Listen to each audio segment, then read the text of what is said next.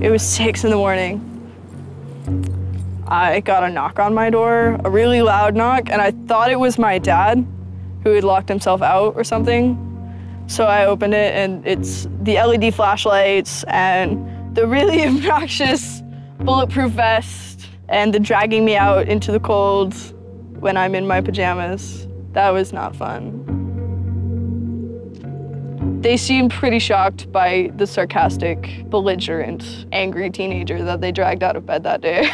I don't know if it's just that I was 19 or that I was a girl, but they didn't expect this.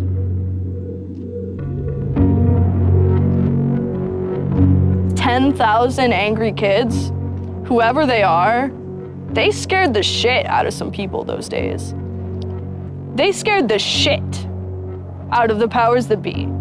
And that's why this is being investigated. That's why I'm under indictment.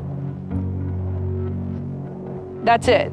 Because between the days of December 6th and December 10th, 10,000 angry people proved to the government that their regulations, their ideas, their view of PayPal, their view of WikiLeaks, their view of the Afghan war and Egypt and Tunisia and Libya, it didn't fucking matter.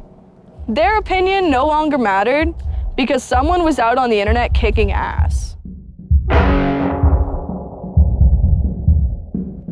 The computer hacker group Anonymous is claiming tonight that it took down the website of the Federal Appeals Court in San Francisco this afternoon. They took down Senate.gov servers, they've taken down HB Gary. Sony's claiming they did $150 million worth of damage. So many confidential files that tonight, because of these hackers, can be in the hands of anyone. Visa, MasterCard, the PayPal situation. The criminals who hacked into Sarah Palin's private email.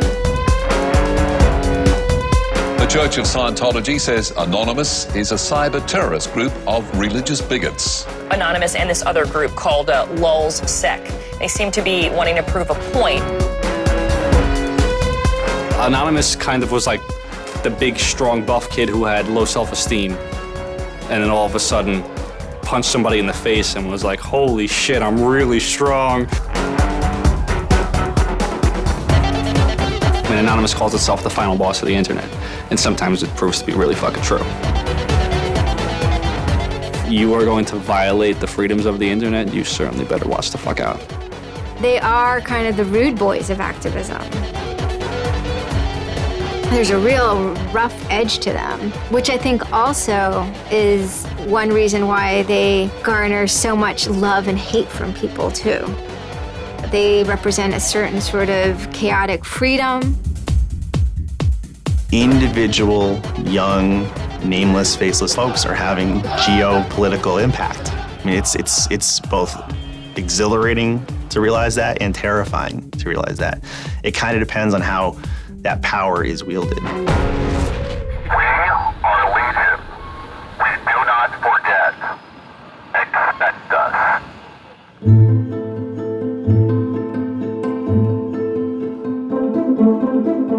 We stand for freedom.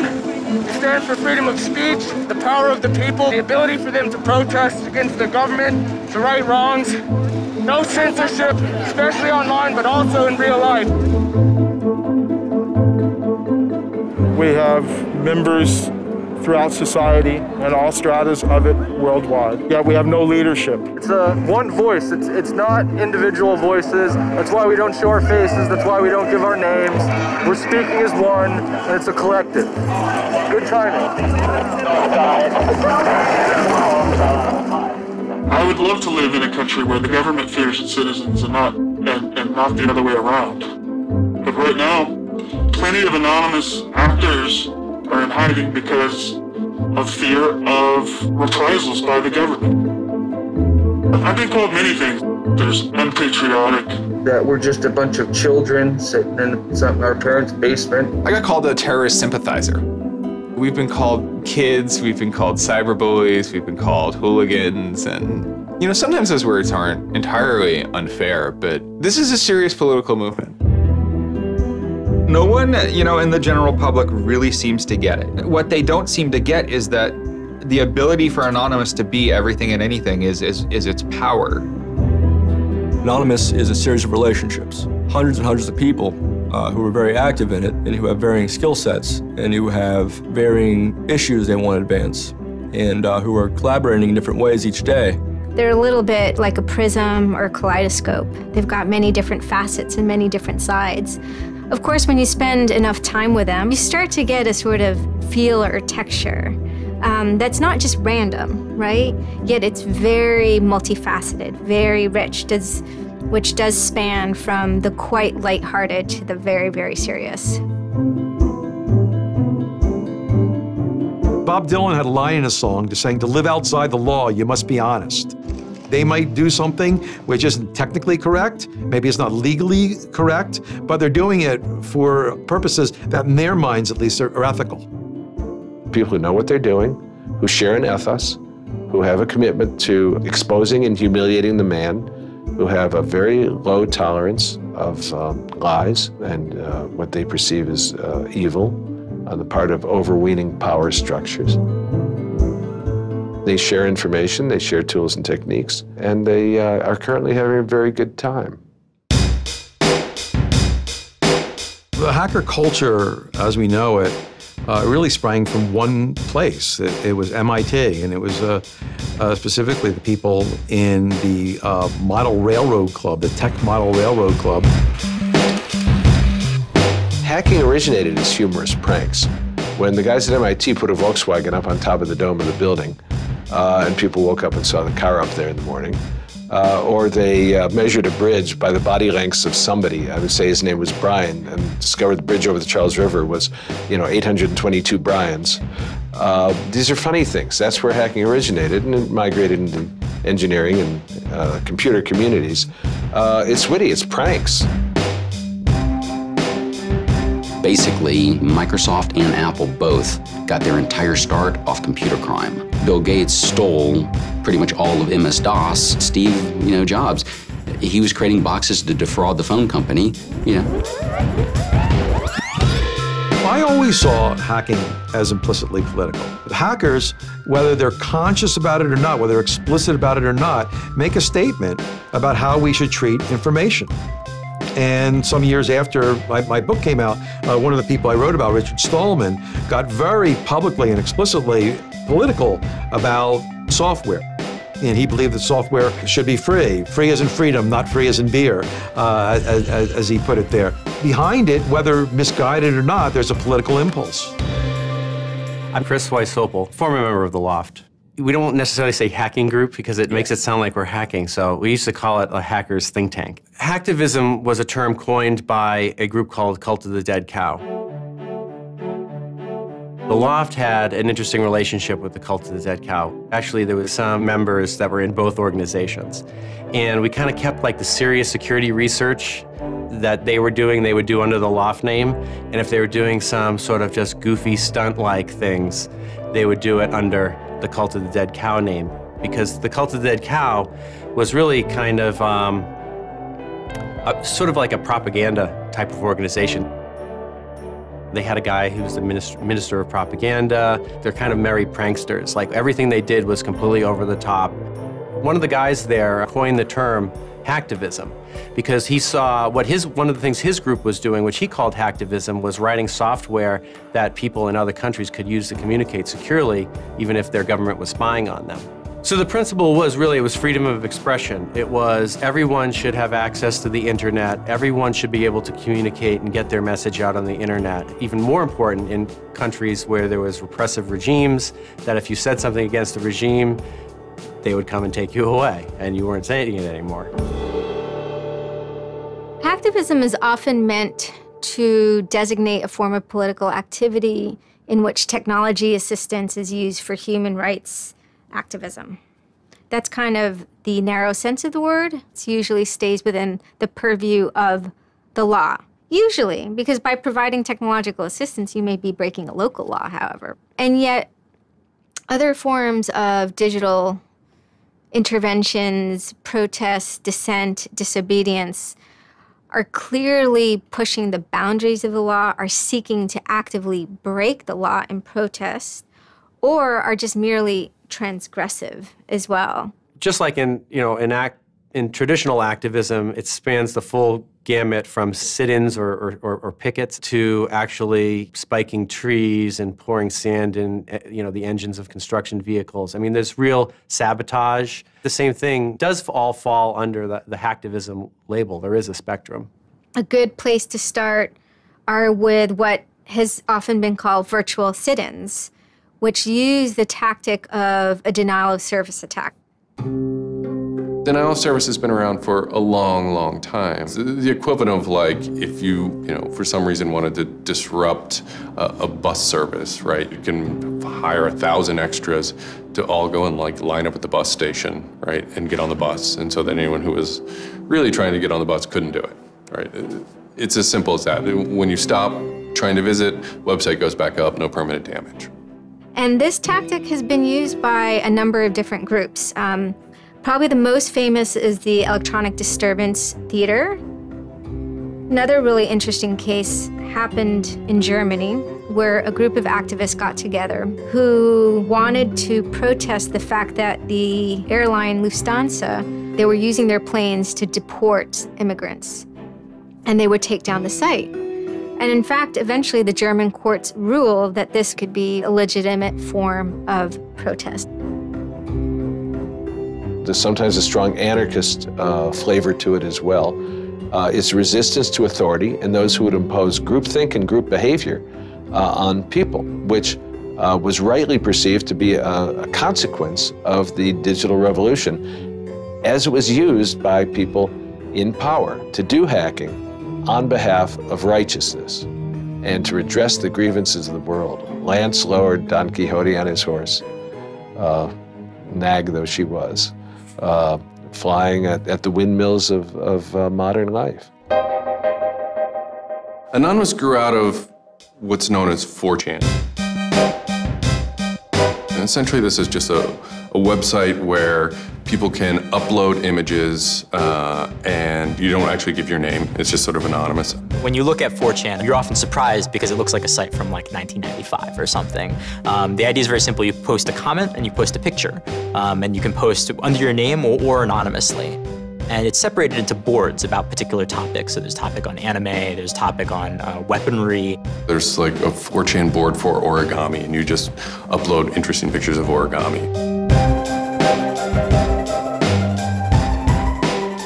And then there was a group called the B board, which essentially was for like anything goes. The first time anybody goes on B, it's kind of an instant revulsion. Because there's never a time that you go on there where you don't see something horrible. That instantly puts off a lot of people. The idea is post something that can never be unseen. Half of the posts on B are there specifically to make people not want to come back to B. Have you ever read Lord of the Flies? 4chan, and especially B, is Lord of the Flies. Except some of them aren't 16 anymore. They're just allowed to act 16. It's what you get when people are allowed to express themselves with absolutely no restrictions whatsoever. It's the kind of sum of human imagination. People can get together and think together without any limits or parameters. It's the most vile, disgusting, and funny thing on the internet.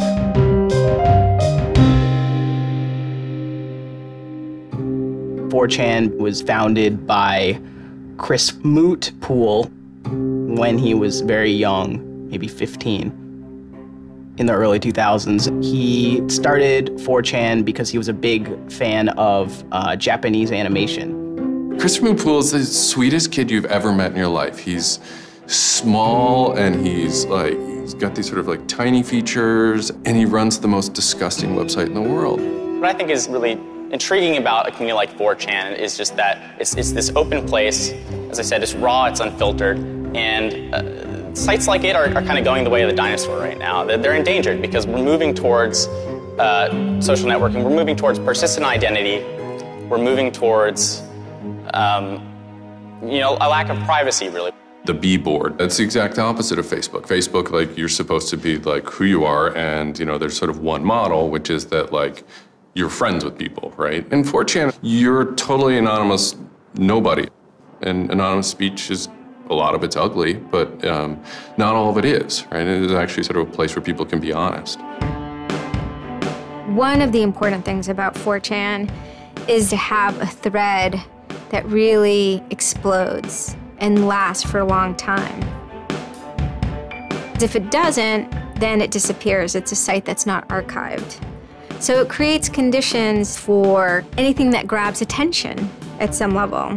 And so humor and grotesqueness as a result are quite good for that. I'd rather just be referred to as anonymous, I guess, in any interviews, because I have some docs out on me.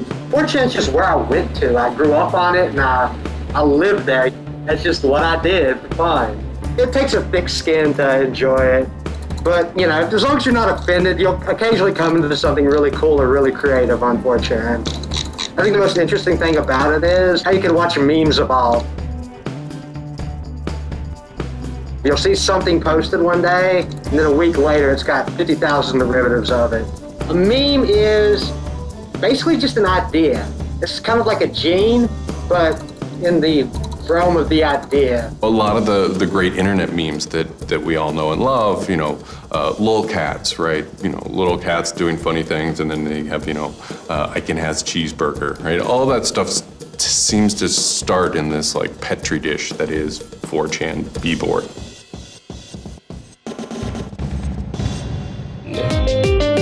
Say it publicly and you're insane. Chocolate rain.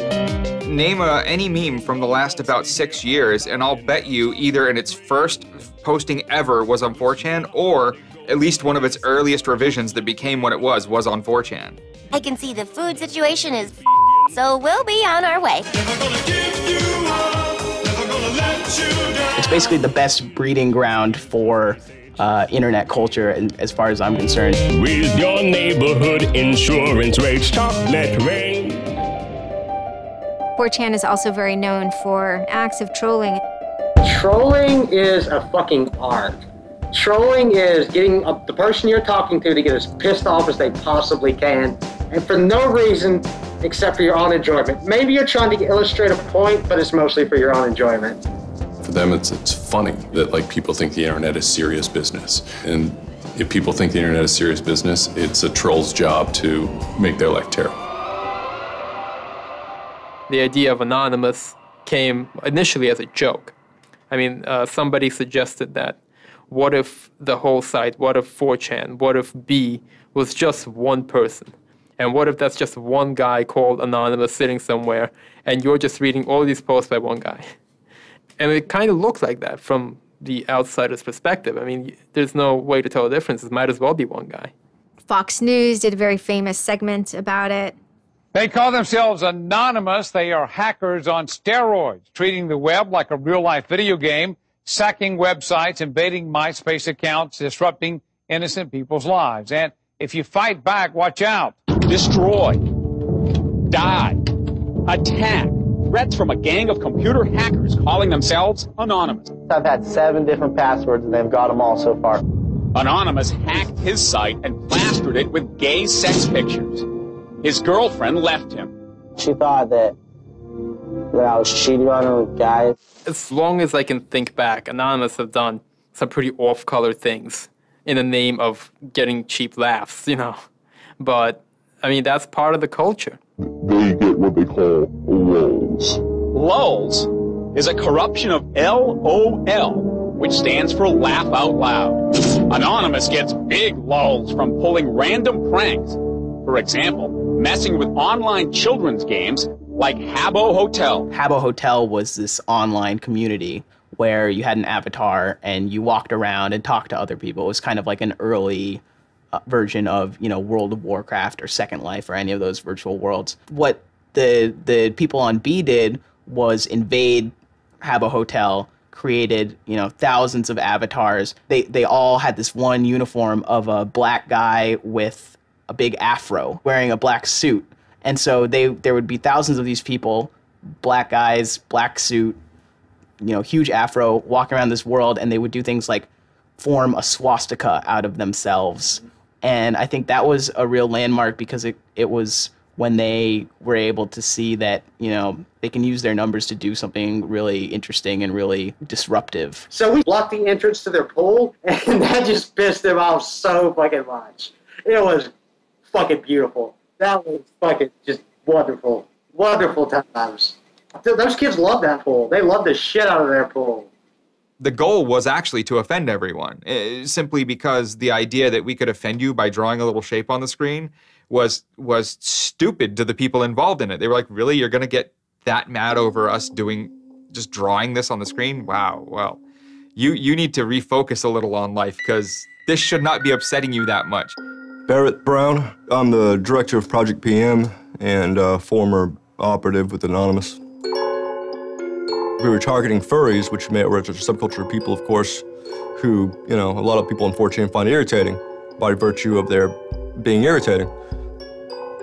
A furry is someone, generally a male in his 20s, who identifies with animals and oftentimes has sexual attraction to other people dressed as animals. We had furry infiltrators, people trying, you know, we had secret groups. You know, mine was called the Illuminati /I/Illuminati, and, you know, we were, you know, our goal was to wreak as much havoc as possible because it was stupid. There's a point, you know, when I was, you know, otherwise, you know, seemingly respectable writer, you know, 2007, you know, my first book had come out like that, but I spent my evenings on Second Life, that big, you know, virtual world, riding around in a virtual spaceship with the words faggery daggery do written on it, wearing afros and dropping virtual bombs on little villages at concerts and waving giant penises around.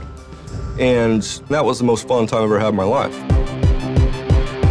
All these different organizations online, whether it's 4chan or just any website, there's typically a community aspect to it. This is where people have their social relationships. This is where their friends are. This is where they have a creative outlet. And so all those aspects are going into groups like Anonymous, where people feel like they're part of a bigger thing and they're able to express themselves within that group. There were certain words, certain phrases, certain ways people respond to things, certain images that were posted that created a pattern, and that pattern was, I guess, the origin of what is now Anonymous. It's like Freemasons with a sense of humor, in so much as they have this common symbology, and one of their chief joys, which is kind of wrapped up in power and secrecy, was the fact that they could recognize each other by referencing these symbols, referencing these phrases. Over 9,000. It's over 9,000! I lost my iPod.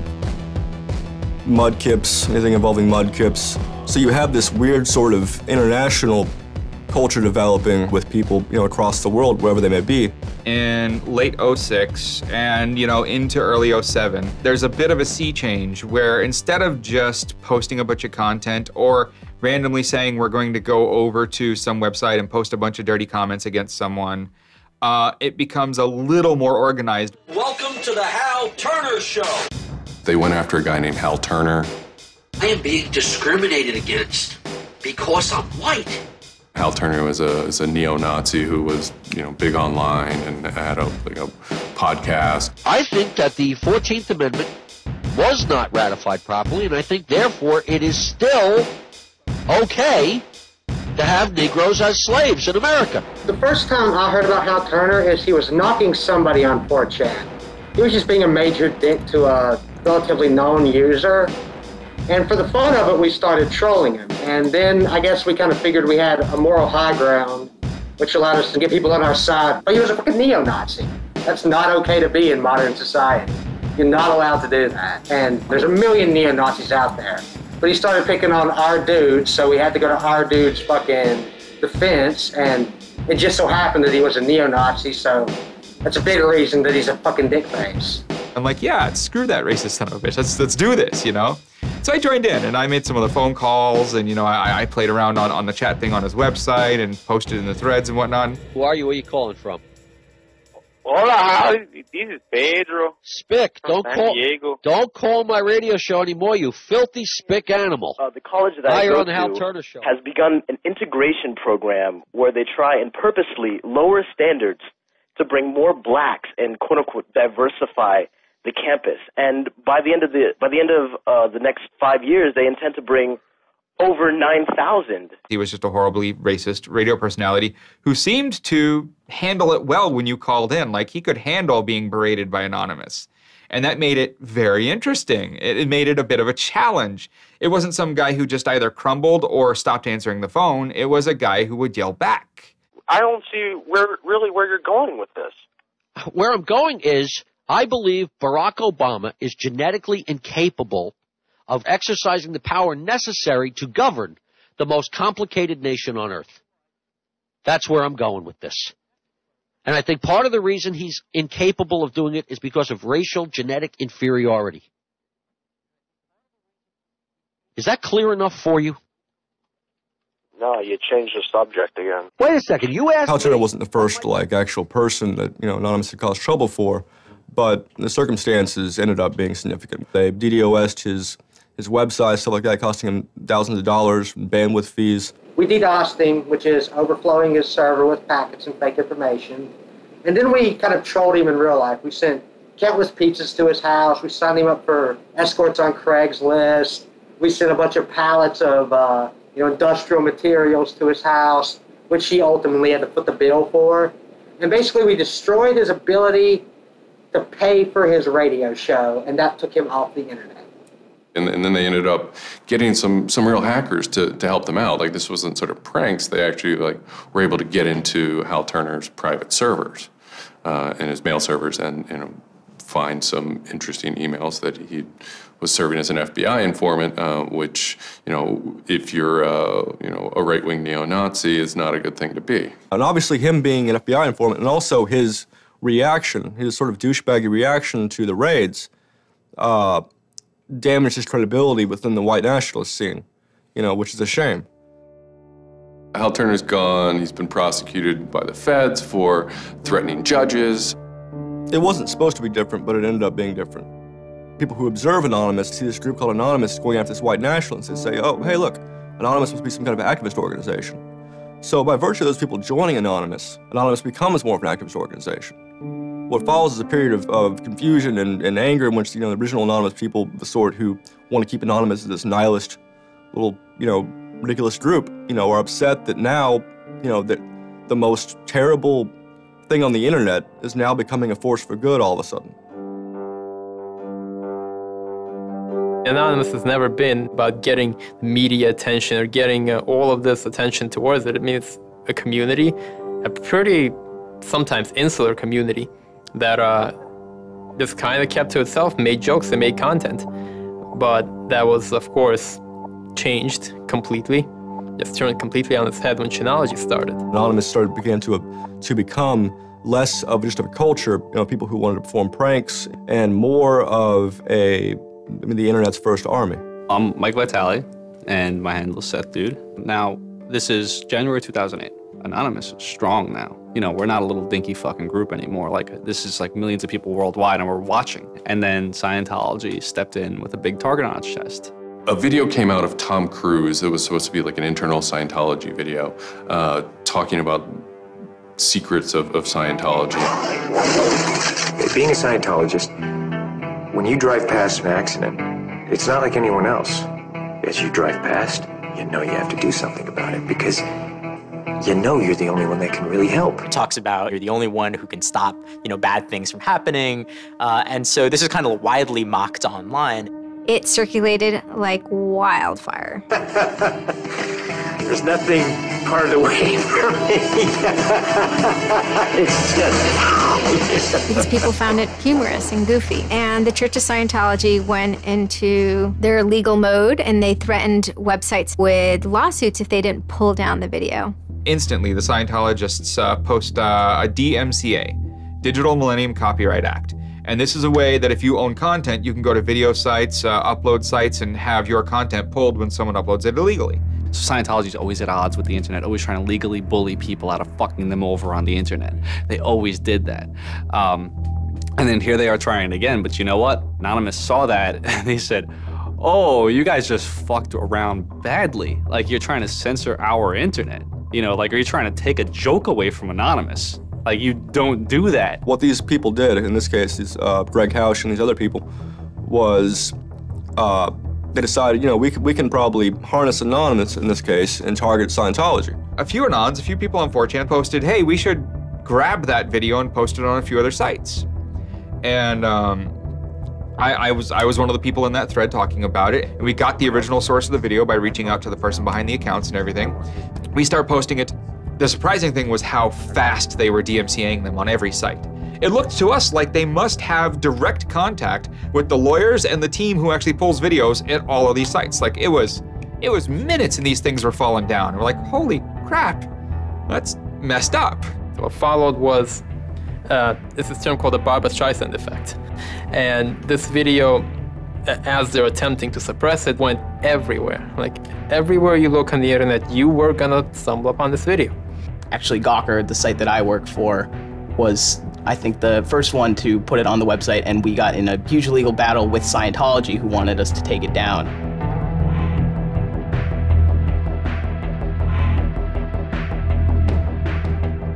A guy joins the channel, and he says, you should all look at Gawker. So we go over to Gawker, and the strangest thing has happened. This big media company had the video up on their front page and basically had a comment underneath of it that stated very clearly that they were sick of this abuse that was going on.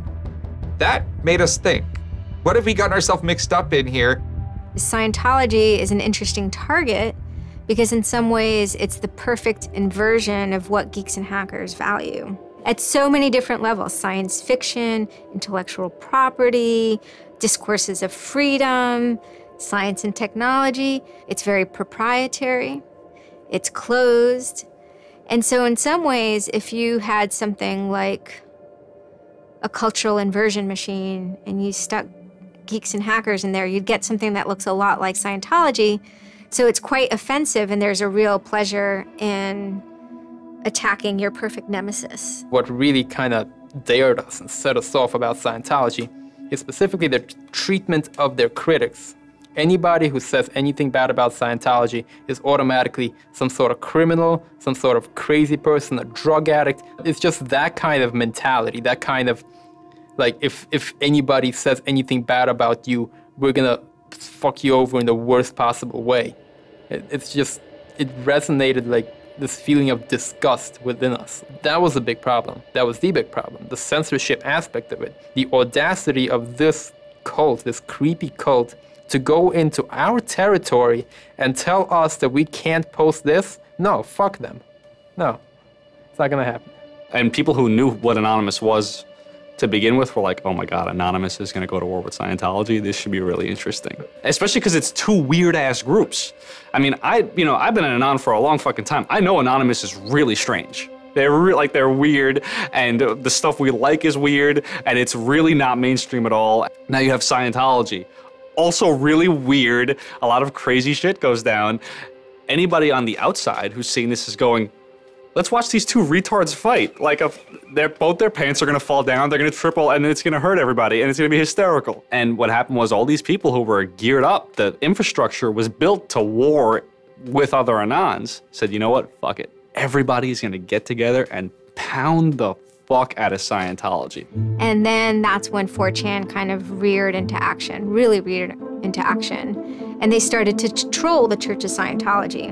And this took the form of pranking the Dianetics hotline, ordering pizzas. Every fax number we get, and we're sharing them all. You know, every number we get, we send black pieces of paper on a loop until we saw their ink. I go to call them on the phone, and it's busy, busy, busy. You know, and that's their main fucking Dianetics hotline. Their Dianetics 800 number, you can't get through because Anons have completely fucking clogged it. And just probably saying stupid shit. The whole idea was just you call them just to keep them on the phone. What's an Elron? How do I Dianetics my face? They were not expecting that. And they couldn't handle it.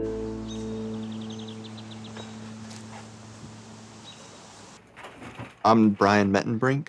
I always liked anything technical, mechanical, anything sciencey, really.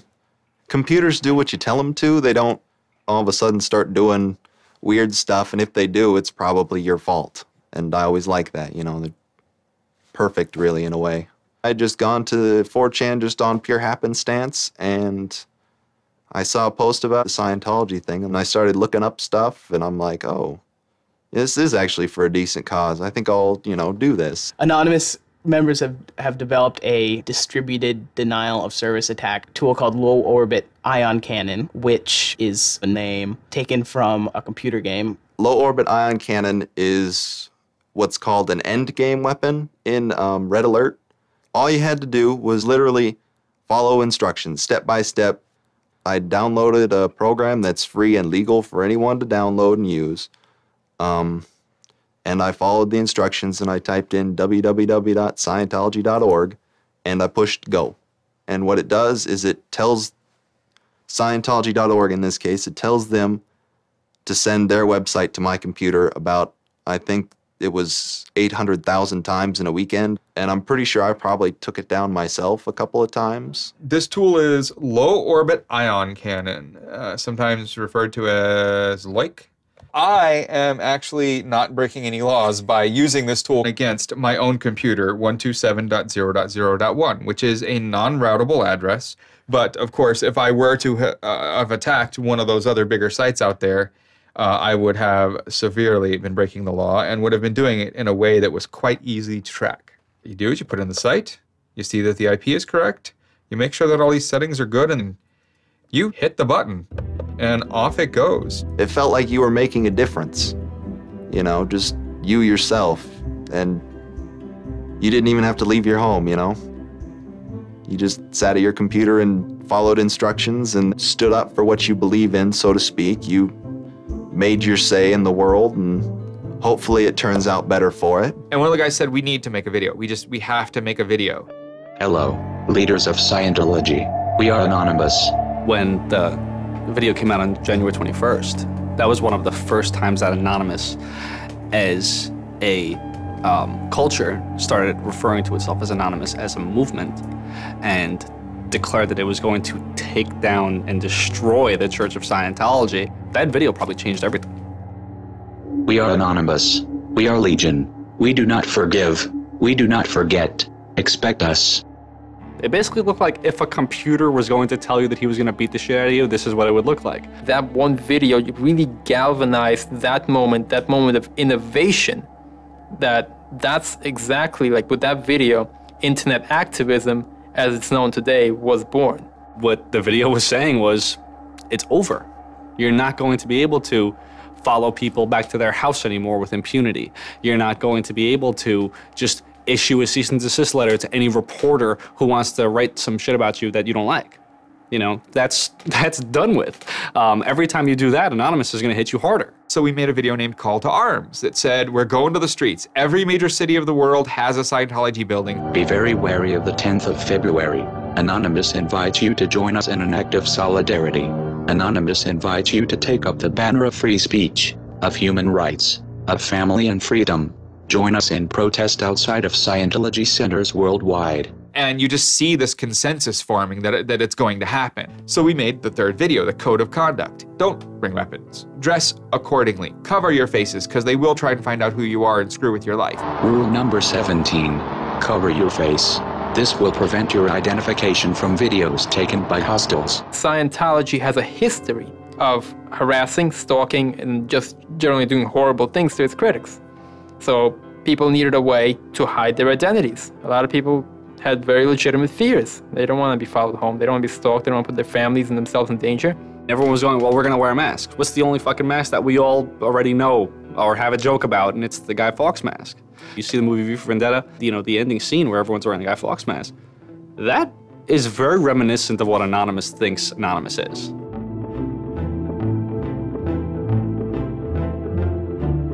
We wanted to represent anonymity in some way when it moved into real life. I think that the Guy Fawkes mask was one of the most natural things to happen. It is the idea that none of us are as cruel as all of us. You have this massive crowd of people who are anonymous that is going to fight against a bigger thing and win. Even after watching the video, it's like, yeah, this is great, but who's actually gonna do it? Who's gonna step up? Are people actually gonna get out of their house? And I guess we were really affected by the stereotype of that whole community, there being internet nerds. that too afraid to leave their mom's basements. I figured maybe 15 nerds from every city somewhere might show up and wear their masks at a building for a while and leave. No one thought that they were going to come out. This is me on the way there. I haven't slept. Very fucking tired. And I remember going to the park that day, and it's really fucking early in the morning, which I thought was a bad idea. And I'm smoking a cigarette, and I'm looking around like, where the fuck is everybody? There's nobody here. So here I am, sitting in Bryant Park, waiting for the other announcers to show up. I remember thinking like, oh fuck, like, am I gonna be the only one in the park? Am I gonna walk to Scientology with fucking 6 or 7 people? Which totally defeats the entire purpose of this, because now they could single me out, you know? Then I get up and I start walking around and I see there's a lot of green balloons over there for some reason. On the other side of the park, there was like fucking 200 people. There was Guy Fawkes masks everywhere. And I'm like, holy shit, this is huge. There's a fucking lot of us. That's pretty good.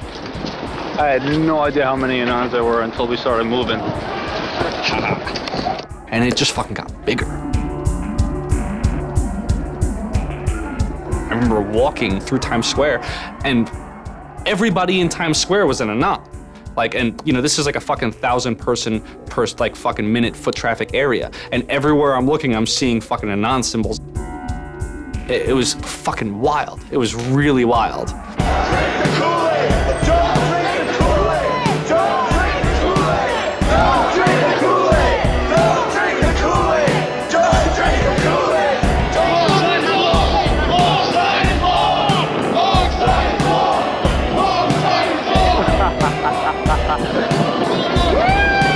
This is our fucking race. Hell yeah! So we start getting numbers in. And Sydney, we're thinking that it's going to be 50 people. And before 10 a.m., before even time, there's already 50 people there. And there's still streams of people walking down the streets. A couple hours into it, you know, because I didn't go to bed until 1 in the morning, you know, you're looking at Sydney as, wow, there's 250 people in Sydney. The cops are estimating higher than that for their reports. What just happened? Adelaide, Perth, and Melbourne happened. And, you know, over 200 at each of them. We nearly broke 1,000 leaving Australia. Now, the next protest was Tel Aviv, which had actually gotten its first Scientology building right before this. There were Palestinians and Israelis at this protest, both holding their flags. And at one point, they actually switched flags and held up each other's flags and whatnot. It was awesome to see. I call our guy in London, Britanon, and I say, hey, what's going on there? And he's like, did you just get out of bed? I said, yeah, I haven't even turned on the computer. I just figured I'd call you. And he said, we've got 600 people and the cops are really, really mad at me. All the major cities were having hundreds of people come out. It's massive. Clearwater had like 300 people. I don't think anyone beat out LA. I think LA had over 1,000 people. The thing that happened was something completely different, and hundreds of people from every city just swarmed the streets. It was kind of overwhelming, a little even scary, but scary in a good way. Soon, you know, we're at around the 10,000 mark, you know, and we were joking the whole time, over 9,000, you know, one of those memes. It was too surreal. It was not believable. You go by what name? We are Anonymous.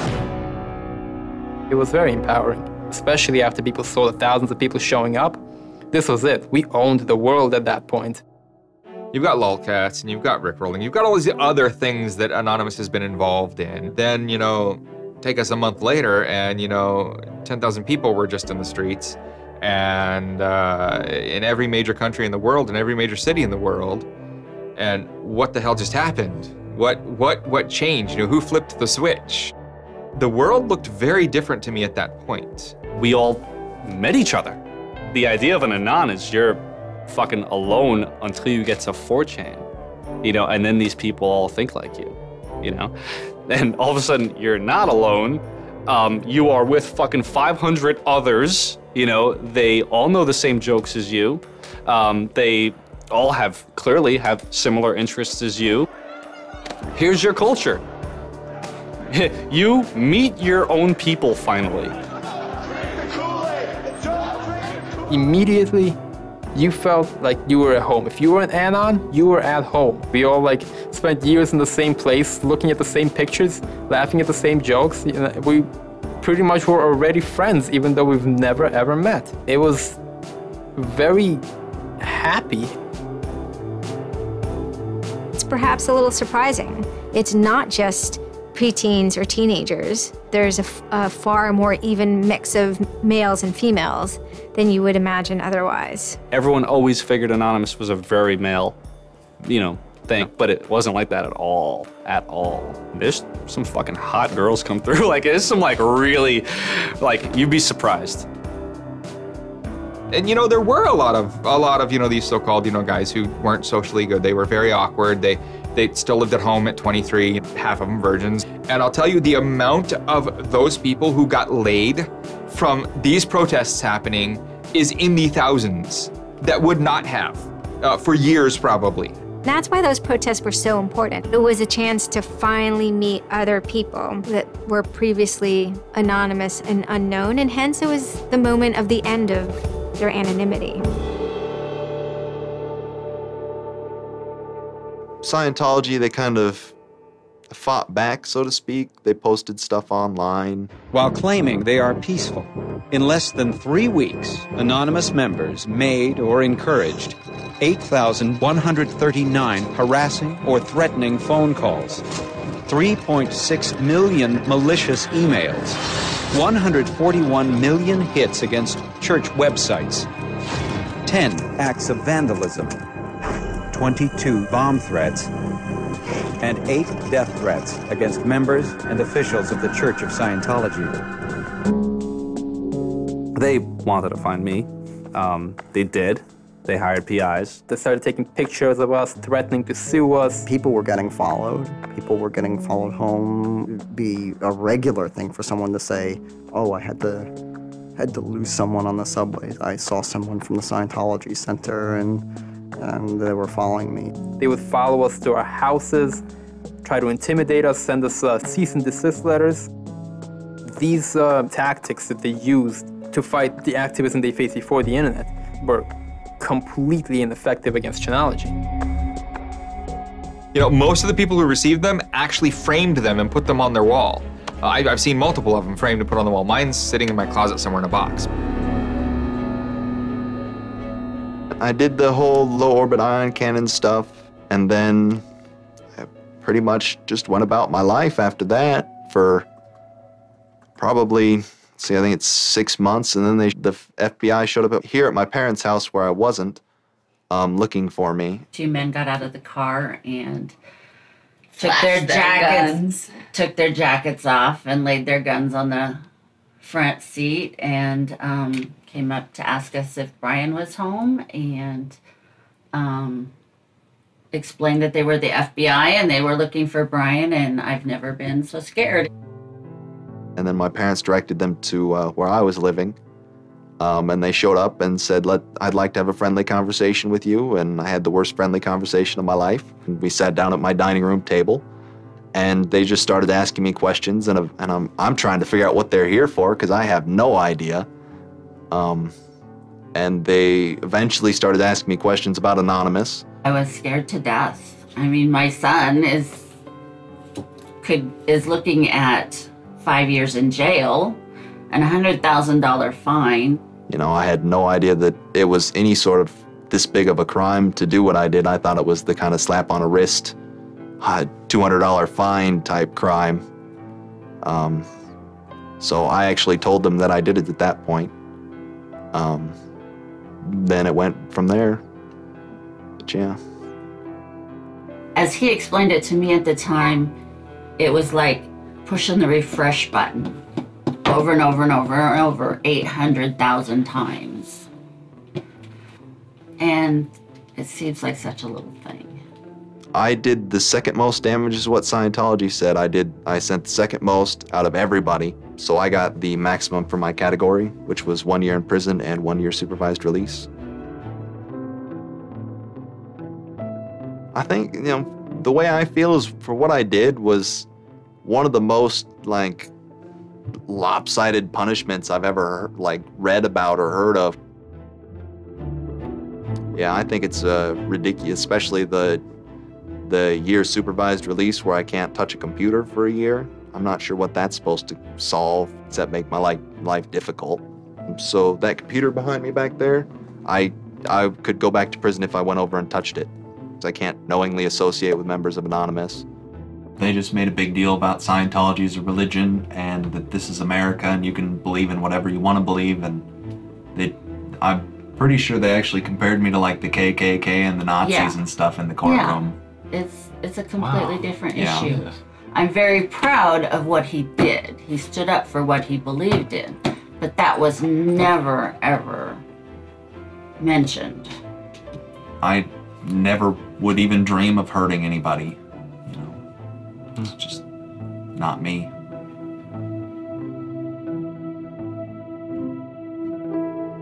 Prior to Anonymous, critics of the church still had to be very, very careful because of the aggressive lawsuits that were launched against academics, journalists, and other critics. I would say that era is over.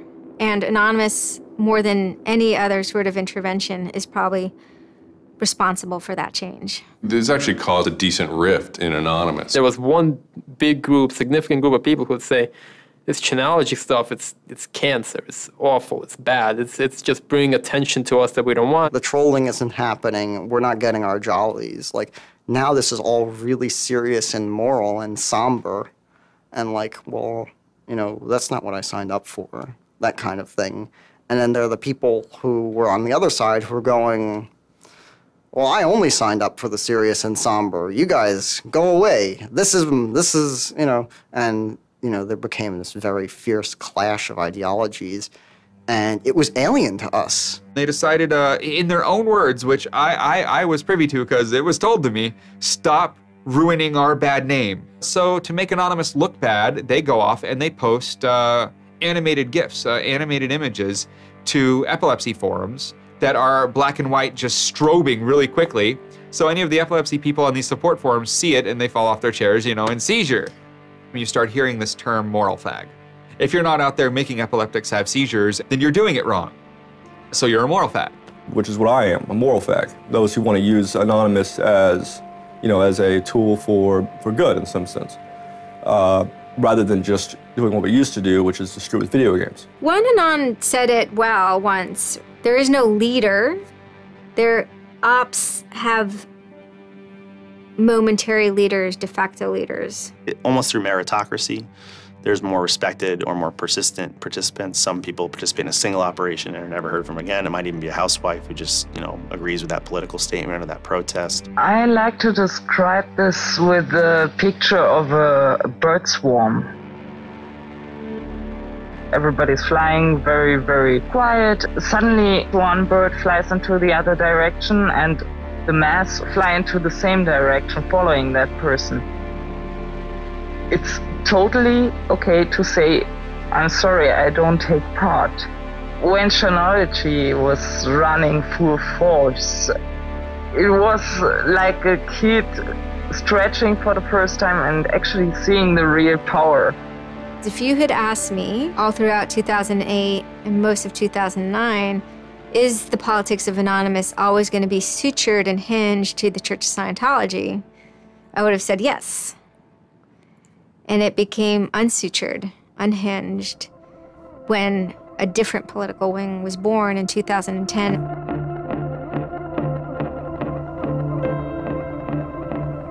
It is our task to find secret, abusive plans and expose them where they can be opposed before they're implemented. The interesting thing about someone like Assange is that he actually also sprang from, you know, a hacker culture. It's a mentality of spreading information.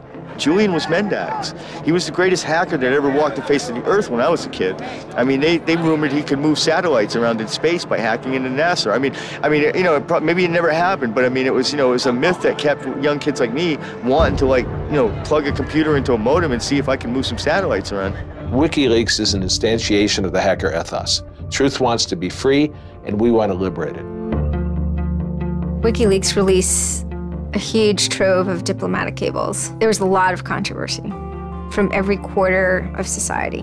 The WikiLeaks website released nearly 400,000 secret U.S. files on the Iraq War late today. It was the largest leak of classified U.S. files in history. The diplomatic cables show the U.S. is spying on its allies. Lots of things which were understood in private and may have been not even talked about explicitly. Suddenly they're out there in the cold light of day, and it's going to make some governments and some individuals very uncomfortable. He was showing the world a glimpse of how, the powerful elite actually work. At least to some extent. I mean, these are fairly low-level diplomats sending messages back and forth, but it's a side of government you hardly ever see, and it's pretty eye-opening. And once it's out, it's out. I think information wants to be free, but let's look at it. Let's analyze it. It's important that we know such stuff. It's important that we know what our governments do, and if they don't tell us, then somebody has to. There was one particular moment that really sparked the fire, and this was when PayPal, MasterCard, and Amazon pulled services for WikiLeaks. So all of a sudden, there's no way to actually process donations to WikiLeaks. And then people went and found neo-Nazi groups. Visa and MasterCard were perfectly fine with you being able to PayPal, being able to make donations to them. But WikiLeaks, no. I think WikiLeaks is doing a good thing. It's just a total hypocrisy. They got their little fucking banking mafia to fuck, WikiLeaks over. People were incredibly angry. There was a real sense of rage. I think there was a sense that WikiLeaks was exposing the lies that the government had told to the people, and that the government was desperately trying to make sure that those lies weren't exposed. And there was just an intense, I can only call it fury. Anonymous very quickly moves into an attack mode. Anonymous DOSed PayPal. They were pissed. Cyber protests, sit-ins, however you want to look at it. DDoS is a tool that is a big giant, it's like driving a finish nail in with a sledgehammer. The numbers of participants were massive, massive. And they managed over the course of a couple of days to disable the websites of MasterCard and PayPal. It was like watching the hack magician finally get a trick right, because you're not expecting it, and then it's magnificent. It was beautiful. Because what you had is people finally stood up for something. How long has it been since we had a huge, really relevant protest? I'm not talking Tea Party, I want to bring my guns in public. I'm talking 10,000 angry people said this is not right, and I want to do something about it. Soon after, WikiLeaks was blocked in Tunisia. And Anonymous got wind of that.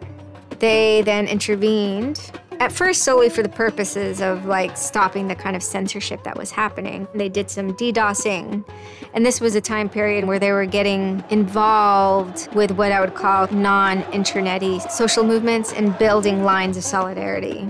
My name's Pete Fine. You can call me an internaut or a hacktivist. Telecomics is an ad hoc cluster of volunteer net activists who have spent much of the last year trying to keep the internet running in the Middle East. During that time, we saw the Tunisian government not only censoring and filtering the internet, but also doing some kind of technical trickery to steal people's Facebook passwords and delete their posts and see who was posting what, and fake posts, stuff like that. Some Tunisian hackers came to us. They were members of Anonymous, and I didn't even know we had members of Anonymous in Tunisia, so it was a shock to me. And they had the keys to some parts of the kingdom, so to speak, when it came to the dictator in Tunisia. We went in on behalf of those Tunisian Anons, and we helped them get that and extract it, and then it went to WikiLeaks. The Tunisians overthrew Ben Ali, who was kind of a repressive dictator. A revolution that was facilitated by the internet, by Facebook and by Twitter. Not caused by it. I mean, 50 years of dictatorship has caused the Arab Spring. But the internet has certainly been helping. There's a video where they are thanking us for being involved. holding up a mask saying we were the only one who stood by their side.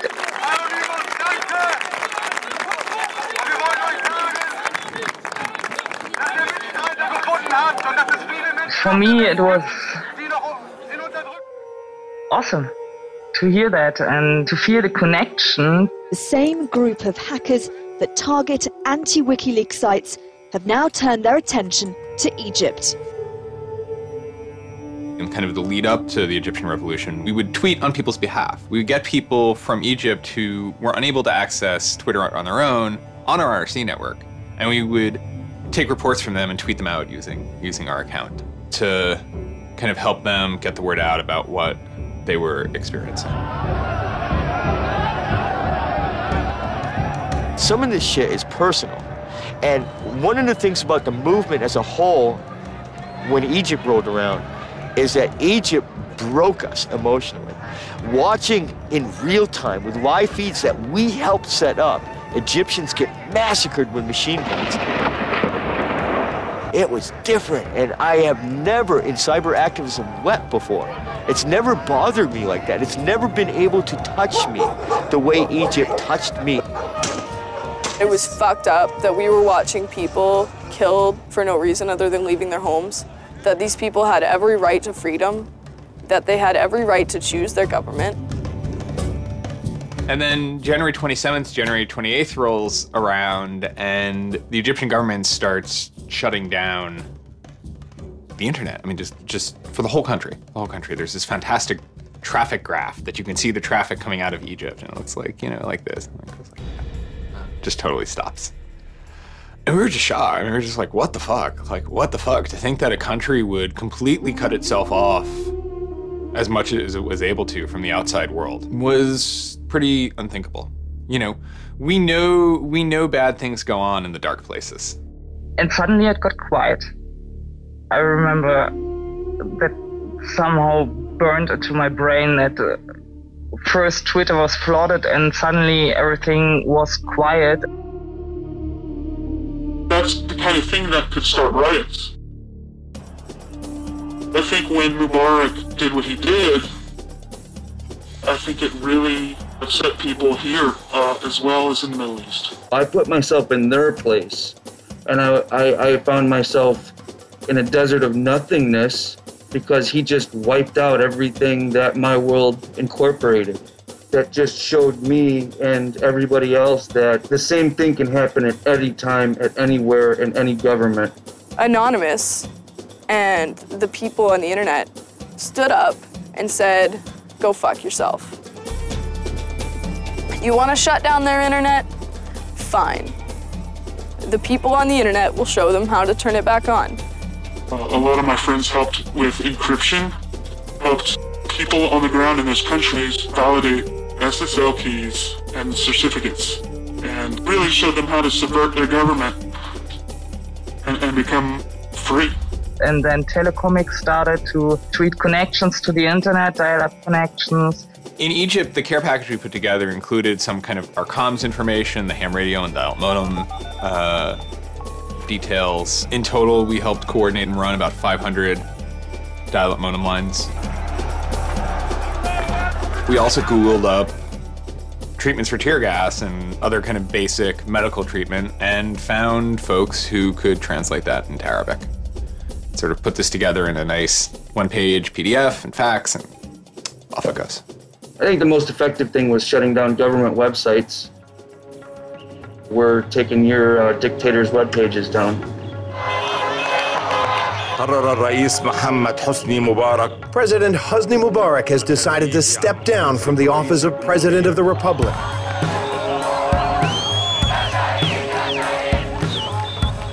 When Mubarak left, it was a hell yeah moment.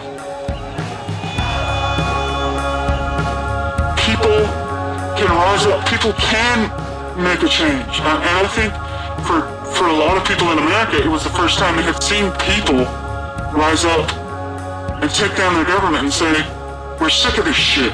We're sick of the oppression. We're sick of living as slaves to your power.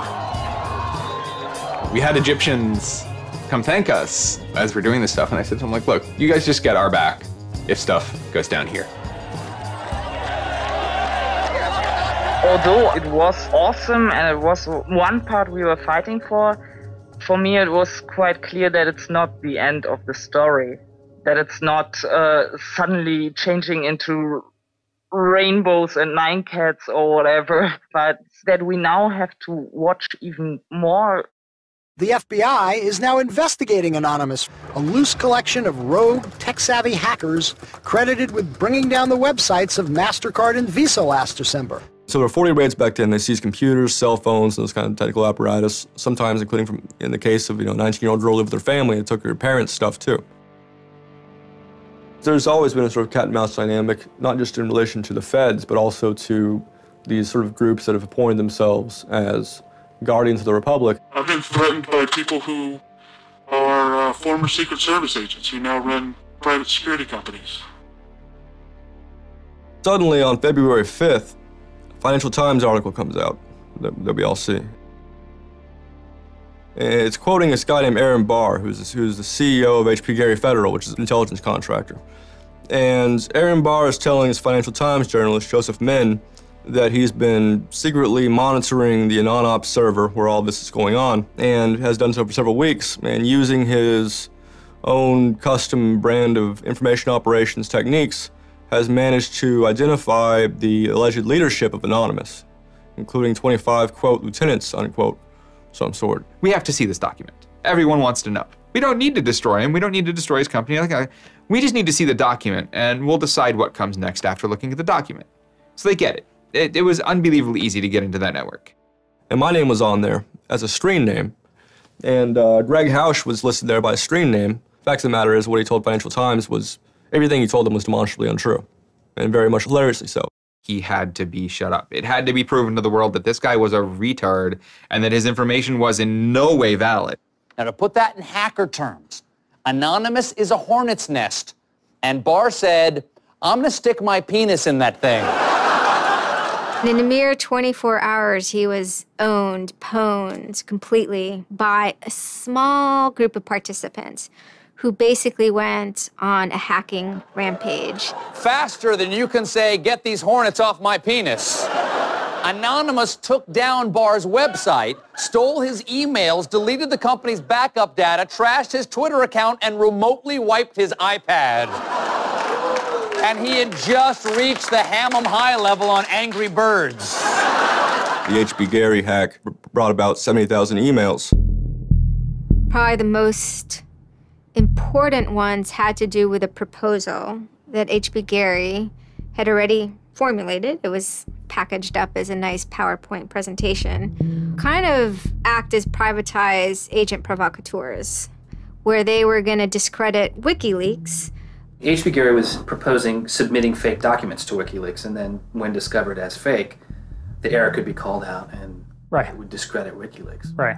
So, so there's a lot of specifics that I can't talk about. So let me try to answer that though in a general sense. Well, first of all, it's probably no surprise to anybody. I'm not a big fan of WikiLeaks. I think that the broad purpose of trying to get as much information, proprietary or classified information for the government, expose that, is an extremely destructive and dangerous purpose. The proposals involve conducting information war on WikiLeaks and its supporters, creating dissension within WikiLeaks, DDoS attacks. You also wanted to launch cyber attacks on WikiLeaks infrastructure to get information on document submitters. Well, one thing I guess I want to make sure is clear is, none of those activities had actually occurred. In business, there's, when you start proposing or thinking about an idea, there's a brainstorming phase. And somebody says, well, what if, what could we do? What's theoretically possible? Well, still, this was an idea. This was proposed. This was something that you thought about. Right. They also wanted to go on a campaign kind of targeting Glenn Greenwald, who's a reporter for Salon, who's an outspoken kind of critic of the government and supporter of WikiLeaks. It seems like you're trying to attack a journalist here. Yeah, and I don't want to talk too much more about Glenn Greenwald, but other than, what I previously said is, there was never an intent to attack journalists, not on my part. I guess I should say, I should generalize that and to say that, I would never just outwardly attack a journalist, other than if I felt that there was a journalist in my mind that was acting unethically, that's a fair game for having a public discussion about. They were walking a very fine ethical line at points, and in many cases, the mass opinion is, no, they stepped well past it. I will not support broad theft of information released to the public, because that's nothing but destructive. If somebody has information that's been stolen from them, and whether or not WikiLeaks encouraged the theft of that, or whether or not it was just put in their lap, still they're threatening to release the information that is the private property of another organization. So your choices are to just allow that to happen, or to try to stop it. How offensive is too offensive? We've certainly seen a lot of strategy coming out of governments across the world now saying, publicly admitting that they need to develop better offensive strategies in cybersecurity, because defense as a whole, it isn't enough. It never is enough. In the court of public opinion, that took H.B. Gary quickly from being a perceived victim to being a perceived villain themselves. It was becoming harder and harder to distinguish the good guys from the bad guys. H.B. Gary changed Anonymous as tremendously as Optinesia did, and within essentially a month of each other. These two events were totally formative for the collective. Optinesia was where it got its moral compass and its sense that it could affect the world. H.B. Gary is where it got its swagger. George Hotz made it possible for PlayStation to run homebrew software, which also lets you run pirated software. Yo, it's GeoHot! And for those that don't know, I'm getting sued by Sony. So Sony went after him, claiming it was a DMCA violation. They just kind of nasty-grammed him and shut him down, and did sue him. He settled.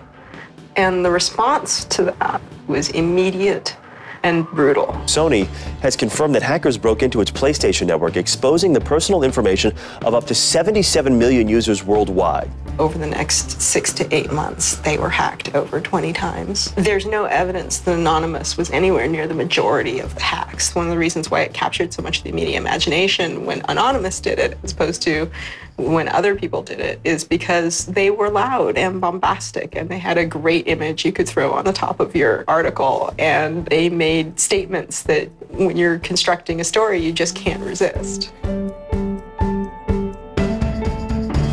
And then, kind of seemingly out of the blue, there was something by the name LulzSec that sailed into the seas. Well, LulzSec, it's sort of a group, mostly from Anonymous, who, large part, were the same people who hacked H.B. Gary. And they decided to form this little group and just carry on operations sort of outside the purview of Anonymous for a while. They hacked whatever they wanted, they released whatever they wanted. It's almost like they had no rules. They just said, this is what we're going to do. We're going to stir up the cart. We're going to make some trouble. We're going to make some waves. And they did. LulzSec tried to say it wasn't Anonymous for a while. They tried to divide itself off. I don't think anyone bought it for a minute. There was no way that LulzSec was not Anonymous. But the majority of time, the majority of Anons are not doing anything particularly illegal. When they are, a huge number of them try to do that in a very specific political context. For those people, what LulzSec was doing, they were funny, but they were attacking random targets. They were breaking the quasi-rules by attacking media. Collateral damage such as the release of docs and people's personal information who are just caught in the crossfire really of an anonymous confrontation is something that a lot of Anons don't really support. There was a lot of infighting about it because their way, wasn't really our way. We will not attack the media. PBS's Frontline runs a documentary mainly focused on Bradley Manning, the alleged leaker to WikiLeaks. And a lot of Bradley Manning supporters didn't like it. They hacked a website putting a story that Tupac and Biggie had kind of escaped the world of celebrity fame and attention and retired quietly and discreetly in New Zealand. LulzSec when they attacked PBS, you know, that gave me the creeps, you know. As a journalist, I'm not too thrilled with the idea of someone judging that we don't like you to write that.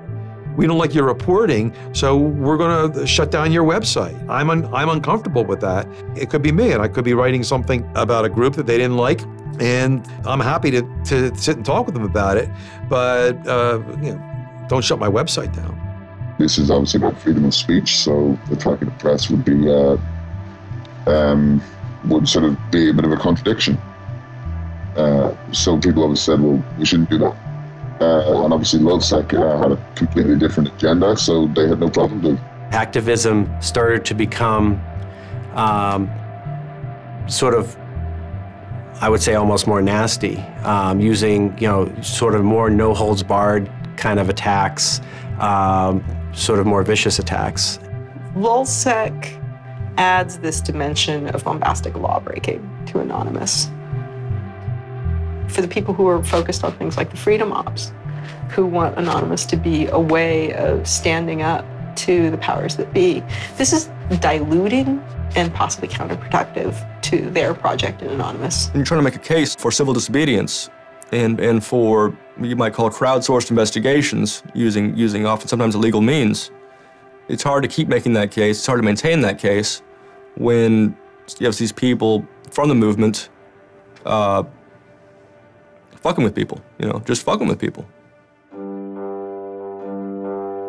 They sort of saw themselves as going out there, breaking into like anything, everything, governments, corporations, police departments, largely for the same reasons Anonymous would.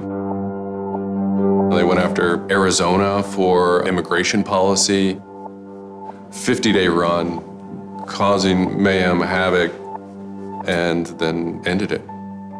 The computer hacking group Lulz Security has announced its disbanding, saying it had achieved its mission to disrupt government and corporate organizations for fun. I call this whole thing the rise of the chaotic actor.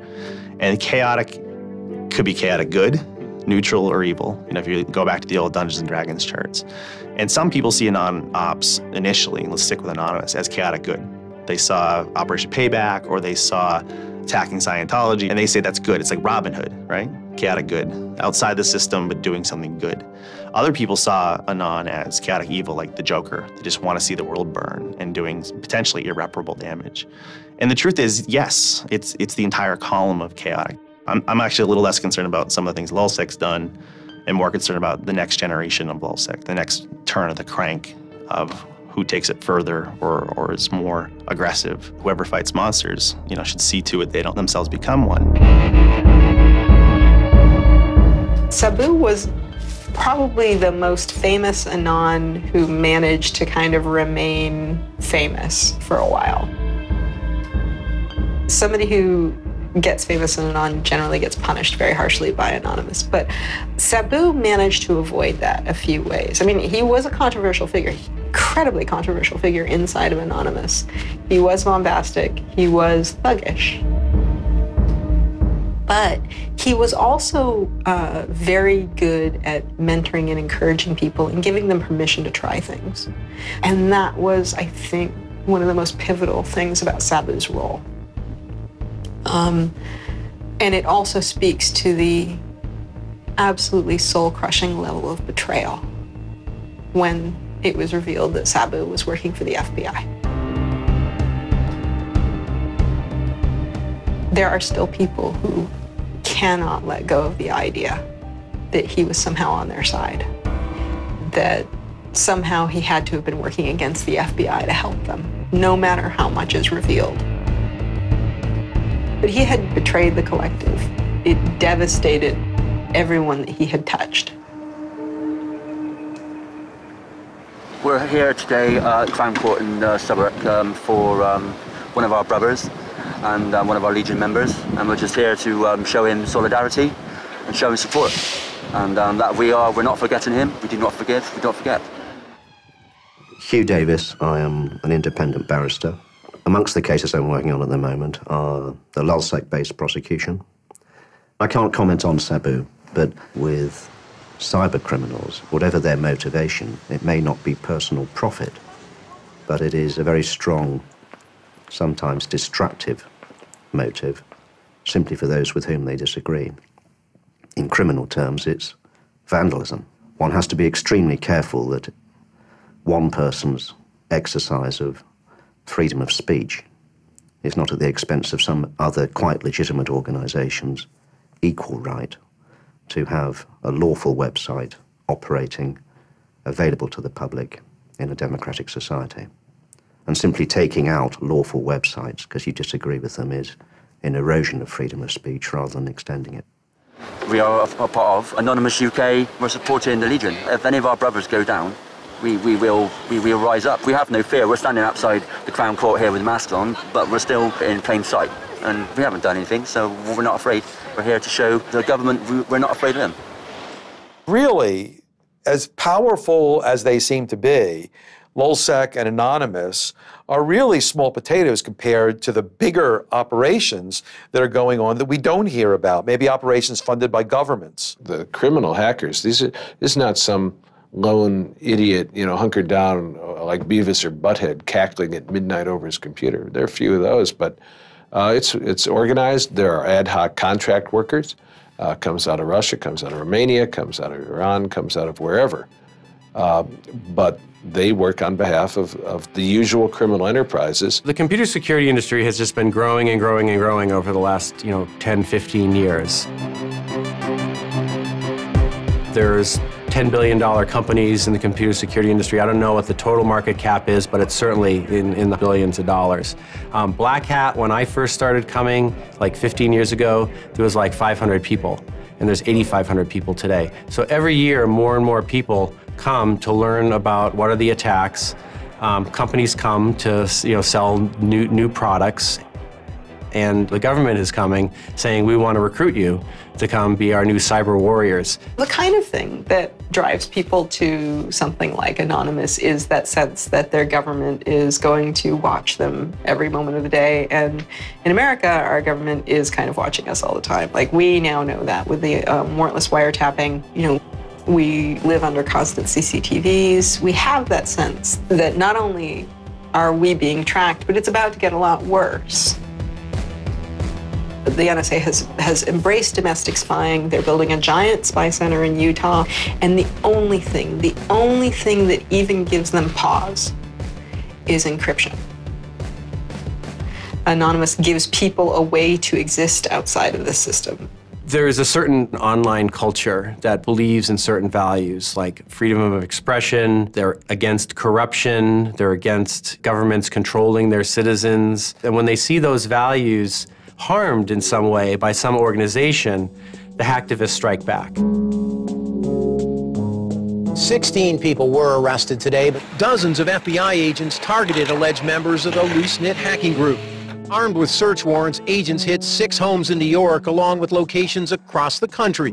The people arrested yesterday were suspected of attacking PayPal's website after the company shut off payments to WikiLeaks. Defenders of the hackers say they're merely engaged in civil protest, but FBI officials worry the disruptive cyber attacks could move in a more dangerous direction. So the FBI shows up at 6 in the morning, and it was really obnoxious. And I remember being frustrated and angry because there was nothing that I had done that would have justified an FBI search warrant. They came and guns blazing, all this other good stuff, busted down the door. I immediately just dropped down to the floor, 180, didn't want nothing. I wasn't trying to fight nobody.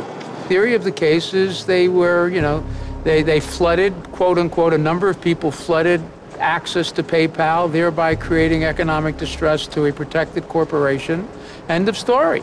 This is not a case involving identity theft, involving outing emails, involving violating privilege, involving theft of services, involving, shutting down business. It is a pure case of internet or cyber sit-ins. I think when Barack Obama gets on television and says, flood the switchboard, shut down the Republicans, send the message, that's legal. And even if you accept what the theory of this prosecution is, it's no different. This is an electronic sit-in at its finest. So what I'm facing is a felony. 15 years in federal prison and a $250,000 fine. If you're a pedophile, the average is 11 years. That's ridiculous. I mean, you can go molest children and get less of a sentence than you would for breaking into someone's phone.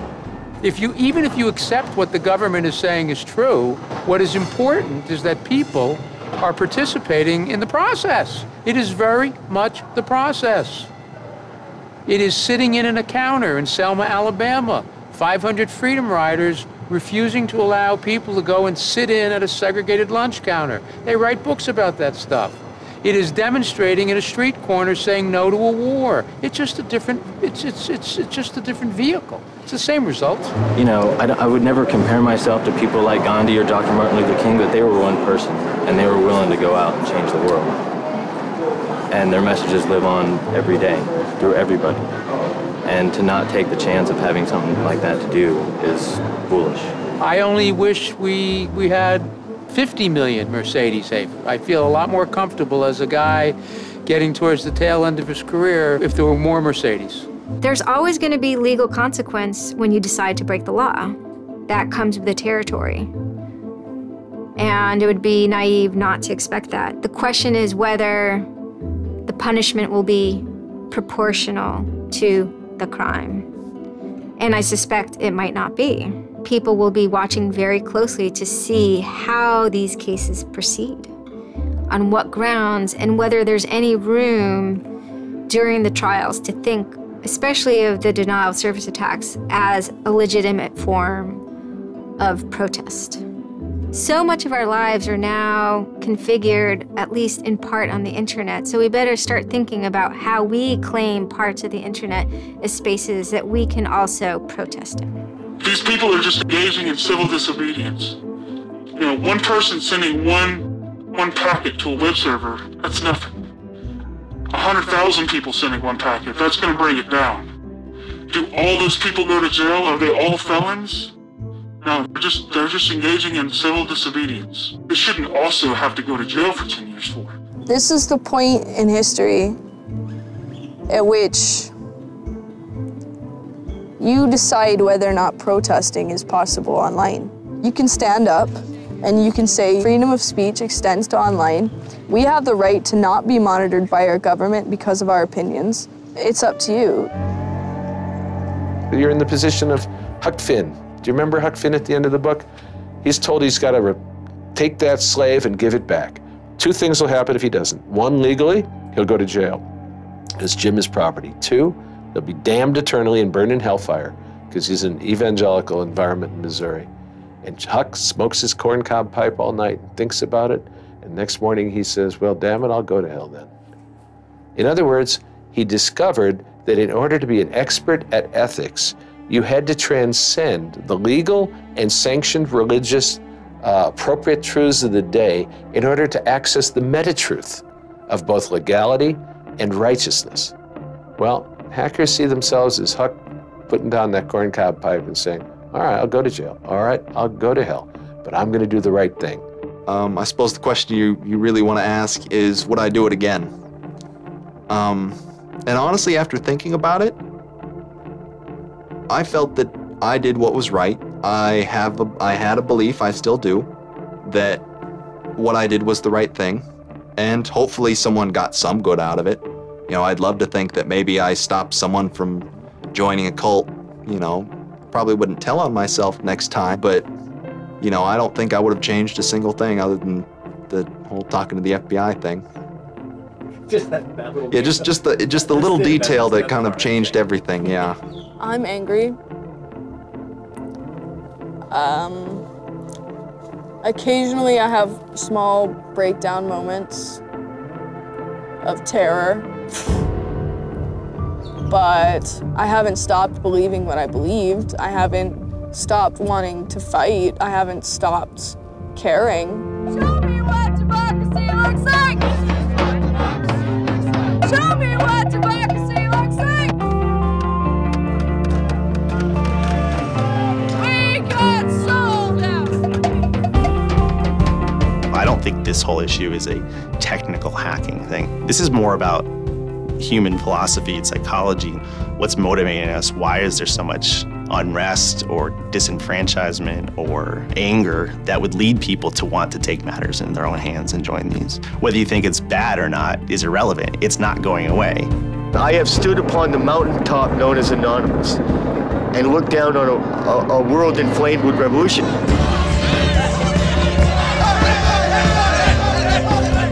What can you say? Your spine tingles when you're at the cusp of history. When you're surfing, the waves of history, your spine tingles. There's a lot of people in Anonymous who feel very deeply and very sincerely about their contribution towards democracy around the world. And I think that's one of the main things that I'm most proud of about Anonymous. There are things that I'm not proud of about Anonymous, but we stand against censorship and we stand against oppressive governments, even our own. It's a very noble thing. I still burn a candle for those people who got shot in San Francisco and didn't get justice. I'm proud of Anonymous for their actions related to Occupy Wall Street. I'm happy that Anonymous has helped with collecting information, spreading information, getting information out, and mobilizing the appetite for direct action on the street. Dissent has a face now. It has an aesthetic. There's this package it can pick up and put on anywhere in the world for any cause it wants. And sometimes that's going to be terrible, and sometimes it's going to be wonderful. One thing I can kind of promise is that it's going to be interesting. It's rare in history that new things happen, but I think this is one of them. If you have power in real life and you have money in real life, it doesn't fucking matter on the internet. What matters on the internet is your actual ideas, how smart you are, the quality of you. And when certain organizations that, they want to extend their real life power onto the internet, it's not gonna fucking take because of Anonymous.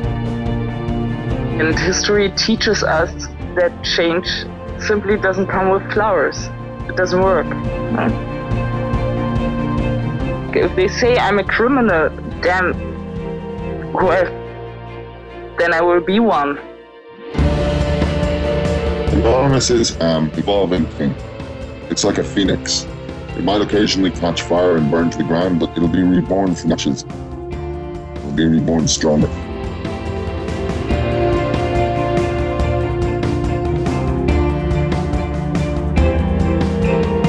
I don't care if you're a Democrat or a Republican or an independent, or if you like Ron Paul, or if you worship pigeons or Scientology, or if you're Catholic or atheist or Methodist. I don't care about that. Your opinion matters. I don't care if I disagree with it. I don't care if I hate your guts. Your opinion matters.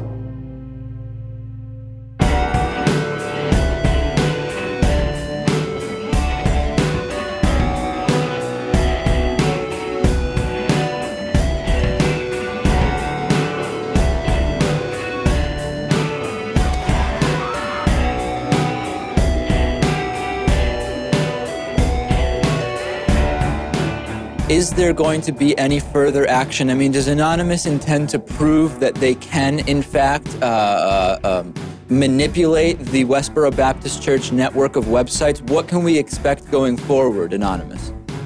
Actually, I'm working on that right now. He's working on that right now. Oh, yay. So hold on. I am getting a thumbs up from my producer that there has been a message posted that appears to be from Anonymous on downloads.westborobaptistchurch.com. Anonymous, are you taking responsibility for this? Yep, we just did it right now, this very second. All these other sites are down. We can't. There you go. That's so special.